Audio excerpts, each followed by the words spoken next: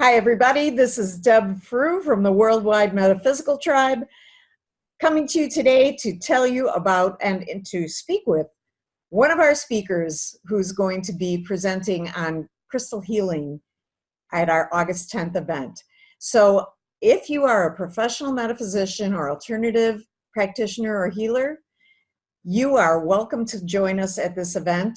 You can find all the information at internalwilderness.com. And once you fill out the form, everything flows from there. So please do feel free. You have no idea the amazing time we are going to have, starting with Dawn as our first speaker, who is going to be coming on in just 1 second, going through more speakers, dinner. We have curated vendors just for professionals, and free readings, free raffle, lots of networking time and time to get to know each other, dinner together, and we end with the Perseid meteor shower. So please go to internalwilderness.com and you'll learn all about it. But right now I'd like to bring on someone that I'm very fascinated with her areas of study. Dawn Silver is an astrologer, a naprapath, and a crystal healer for more years than most people have considered being in business. She is a wealth of knowledge, and she is going to give us a talk on the cosmic origins of crystal healing. So welcome, Dawn. Welcome, thank you. Greetings and salutation, Worldwide Metaphysical Tribe. Welcome to my Worldwide Crystal Tribe. Thank you for having me, Deb. Well, I'm really, really excited about you coming because I love crystals, but I'm a very practical person, and I don't know how to really interface with them. So, for example, when I was in Sedona, I bought a beautiful cluster of smoky quartz. Is that really taking the negative energy out of the room? Is my citrine really bringing me abundance and happiness? I have no idea. And I know you know the answers. And what I really am excited about is all the things you're going to tell us as a sort of a tease of what your talk is going to be, but also that you will be there all day and all through the evening, and people can come to you and ask their personal questions about crystal healing. So give us a little bit of an idea of what the cosmic origins of crystal healing is all about. Well, first I'd like to say this is a very exciting time to be alive. We're living during a time when science has grown so much that they're able to create a bridge from the science to metascience. It's all about language. So the language that the metaphysicians have been speaking for centuries and centuries and thousands of years is now coming to light with science via their new technology.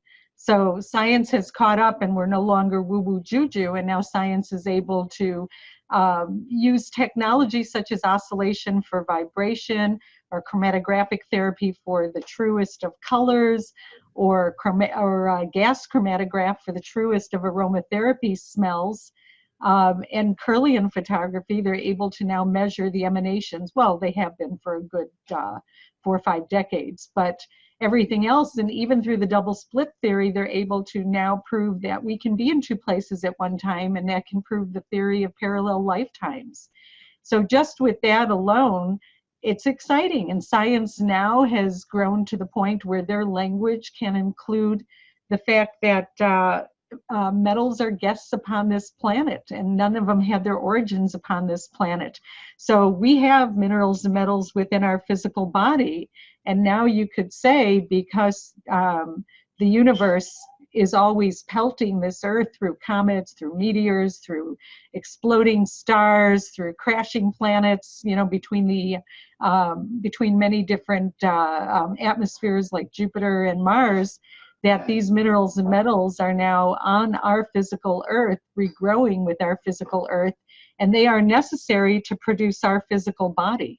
So when you wear gemstone jewelry, it has an essence of these minerals and metals that are already in your physical body, And it's not going to necessarily, get you to leap tall buildings from a single bound. But what it's going to do is, like a homeopathic remedy, it's going to speak to the like minerals and metals in your system and help you to balance. That's really amazing. That was a mouthful. And well, yeah, and it makes me think that, back in the day in ancient times, they seem to know some of these things, and they utilize that knowledge to enhance their own lives. That's just amazing. Absolutely. And you've been that metaphysician many times over. I know you were sharing your story with me before on going to the petrified forest and how beautiful it was for you. And it's so eternal and it lives thousands of years, but your soul has lived thousands of incarnations as well. And so the personality is the unit of the incarnation this lifetime, but your soul, through the records of the Akasha, has had so many stories to keep record of through the so many lifetimes that you've lived. And you've probably enjoyed that petrified forest or many forests or many, cosmic things here or on other star seeds. I mean, it's fascinating where we are right now, because these minerals and metals that make up our body had journeys before, and they were part of the morphogenetic field, so they have stories to tell. And that's why somebody could come through and say, oh, I feel like I'm from the constellation Lyra or Andromeda or whatever.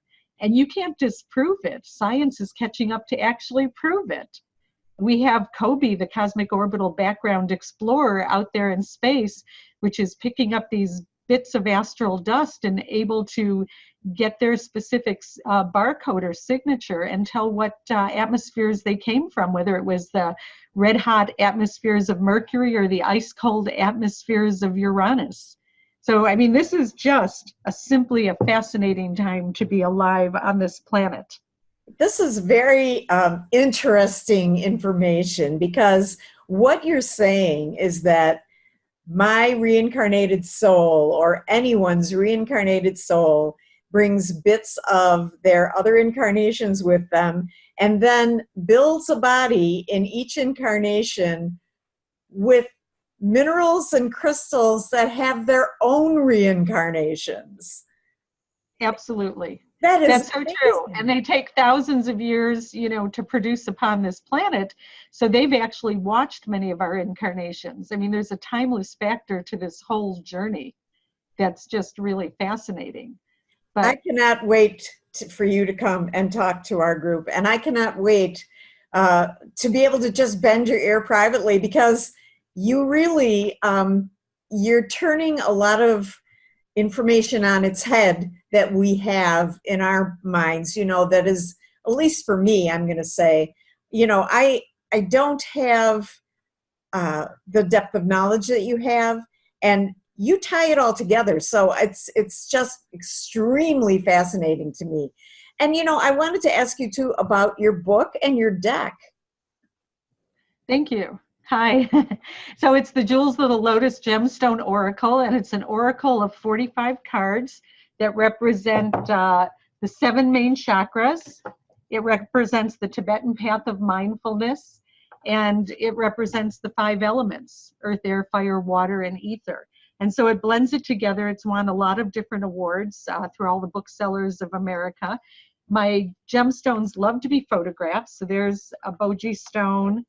Here's a garnet over here sitting on a red lotus, talking about the fire element. This is a chrysocolla, which is actually one of the Tibetan Path of Mindfulness cards, or the Platonic solid of the icosahedron, which has the same energy. So my joke has always been that, different incarnations, Plato was talking to the Dalai Lama or somebody, or Thich Nhat Hanh, and saying, okay, now it's your lifetime to bring it alive. From the Platonic solids, you could make it into the Tibetan path of mindfulness or whatever. But we're saying the same things, and they say history repeats itself. Well, planetary alignment repeats itself. And so it's interesting, you have these portals, or these openings of similarities, and some of the same work recycles itself because it's timeless. This one's an interesting one because this is a kunzite, and kunzite is a very high lithium content. So I like to look at the periodic table of elements and to see the specific gravity of the different minerals and metals, because you could tell about where they focus in the physical body, how heavy they are. But kunzite is the third lightest element, has a high lithium content, which is the third lightest element on the periodic table of elements. And so it's to lift heavy conditions in the body, like a heavy heart. Kunzite, actually, lithium vibrates scarlet on the chromatographic scale. So it's going to speak to the heart center and above. And so in the old days, they used to crush lepidolite, which is another gemstone that has a high lithium content, and they would make pharmaceutical lithium. Now they have lithium ponds, so they have a different way of doing it. But basically, if you wear a beautiful kunzite crystal around your heart center, it's going to lift the energy of a heavy heart through homeopathy, through crystal homeopathy, which is what I like to, which is what I deal in and what I'm learning. I'm not a crystal master. I really don't believe that anyone's at that level yet, but I think it's crystal healing's one of the last bastions of proving things like we do in a physician's desk reference or other technologies. And so I think this is where the story of crystal healing is going to where we're going to actually use it for healing, but we can back up everything we say. And when you open up all the different books, they're going to correlate to each other. That is fantastic. Thank you. Thank you. I cannot wait. Thank you. So if anybody would like a copy of my book, you could go to dawnsilver.com, or you could go to dawnsilver@ameritech.com, or find me on Facebook in Chicago. I'm a Naprapathic healer, an astrologer, and also a crystal healer, and I combine those modes in everything I do. Every reading I do, I go through what your ancestral needs are and what you should be wearing to strengthen the planets in your chart and thus strengthen your purpose for being. Holy cow. Well, holy cow. I can't wait. I cannot wait to have a moment to just speak to you on my own, because you bring up so many ideas and so many thoughts, and you know so much, and I am such a novice, and it's fantastic to hear for me how this dovetails with science now, because I'm a very practical person. I like that part of it. Although it's not a requirement, I do like it.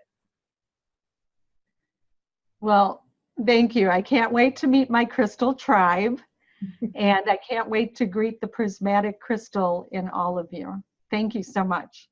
Well, thank you, Dawn. And remember, if you want to come and see us at the Worldwide Metaphysical Tribe, it's a networking event for professional metaphysicians, alternative healers, and practitioners.